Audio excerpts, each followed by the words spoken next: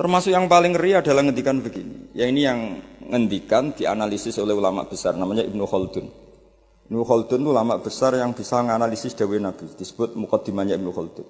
Itu sekitar tahun 800 Hijriah. Itu ngendikan gini diantaranya. Suatu saat kebaikan itu profesi, sina'ah itu profesi. Dulu kalau orang rumah anak yatim yang rumah saja, kalau ngajarin santri ngajarin saja. Kalau jaga keamanan negara jaga saja, semuanya hisbah itu ikhlas. Sekarang kebenaran itu profesi. Jadi suatu saat kebenaran atau kebaikan itu profesi. Kadang ada orang wataknya itu kurang baik. Tapi dia senyum terus. Memang tugasnya harus senyum. Wong dia pramugari mau tidak mau. Meskipun di rumah tukang merengut, kalau pas tugas ya senyum. Coba kalau Anda punya istri pegawai bank. Itu senyumnya sudah habis.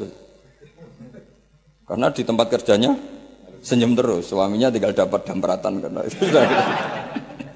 Jadi suatu saat kebaikan itu profesi. Artinya profesi itu senyum tentu ibadah kan kata Nabi. Kalau kamu tidak bisa sedekah, paling tidak sedekah walau bitol koti wajin meskipun dengan wajah yang itu yang meraktekkan siapa coba? Kiai apa pegawai bank sama pramugari?